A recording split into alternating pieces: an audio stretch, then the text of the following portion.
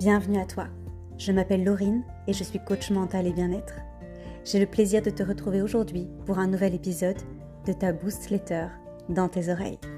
Si le sujet te plaît, je t'invite à partager tout autour de toi et à me mettre une jolie note qui fera toute la différence. D'ici là, prends soin de toi et bonne écoute.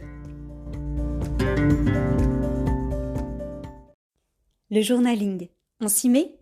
Comment, quand et quoi ? Alors dis-moi, est-ce que tu te racontes à l'écrit ?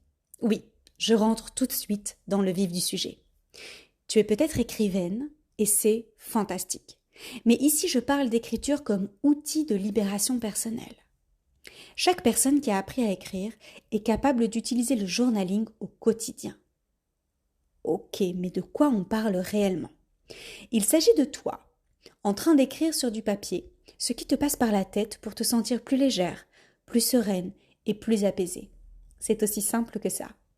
Écrire est libérateur. Écrire est une étape vers la guérison.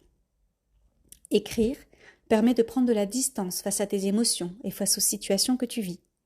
Écrire te permet de mettre à plat, de mettre en lumière, d'extérioriser, au contraire de tes pensées bien emprisonnées dans ta tête. Écrire permet de se nourrir et de grandir autrement.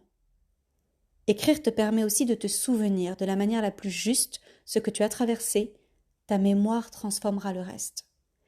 Écrire te permet d'avancer. Il existe plusieurs manières d'écrire. Tu peux écrire sur feuille libre, dans un cahier, dans un journal dédié, mais aussi le faire sur ordinateur, sur ton téléphone ou en note vocale. Le plus puissant reste l'écriture sur papier. Est-ce que c'est efficace ? Oh que oui!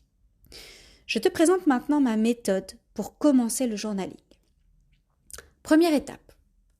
Observons tes croyances limitantes, du style « ça ne sert à rien »,« j'ai déjà essayé, ce n'est pas pour moi »,« je ne sais pas bien écrire, ça va être moche »,« je suis nulle en orthographe, ça va ne ressembler à rien », « je n'ai pas le temps de m'ajouter quelque chose en plus », « je n'ai rien à raconter, rien ne sort ». Est-ce que tu te reconnais dans l'une d'elles ou même plusieurs ? As-tu d'autres pensées qui te laissent croire que le journaling n'est pas pour toi ? Et si on essayait ? Deuxième étape. Choisis ton support. Spontanément, vers quel type de format as-tu envie de te tourner ? Journal intime, feuille volante, ordinateur, tablette, téléphone. Demande-toi si tu as envie de garder tes écrits. Je te le conseille vivement. Pour pouvoir y revenir et constater le chemin parcouru, on oublie vite, crois-moi. Si tu souhaites les conserver, sois organisé et choisis le bon format pour toi. Troisième étape. J'écris quoi et quand ? Et c'est là que j'interviens. Tu es un être humain, un être d'émotion.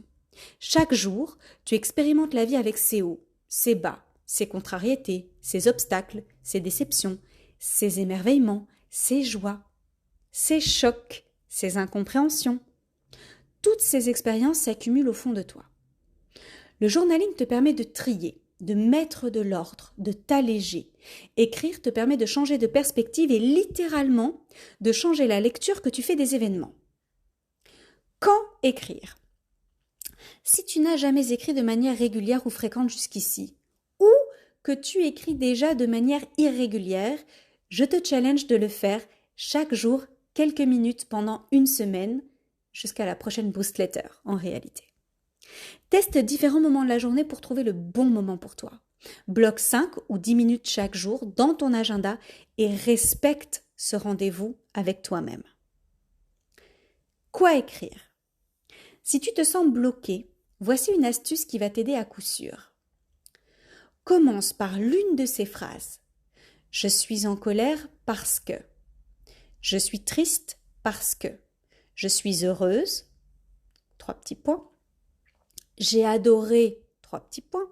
J'ai envie de. 3 petits points. J'ai peur de. 3 petits points. Aujourd'hui, il s'est passé XXX.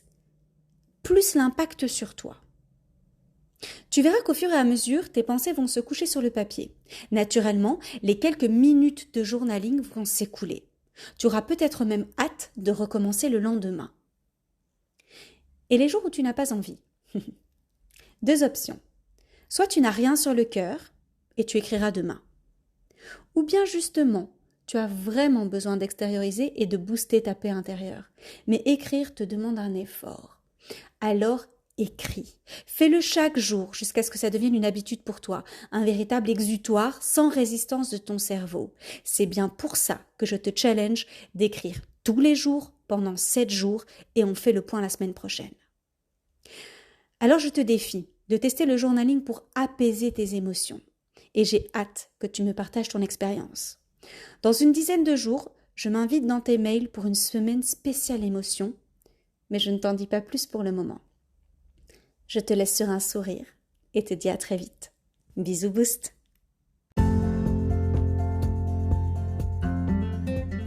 C'est fini pour aujourd'hui. J'espère que cet épisode t'a été utile. N'oublie pas de t'abonner, de le partager et de me mettre une jolie note.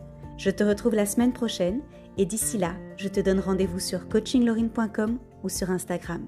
Je te souhaite une douce nuit ou une magnifique journée. À très vite. Bisous Boost!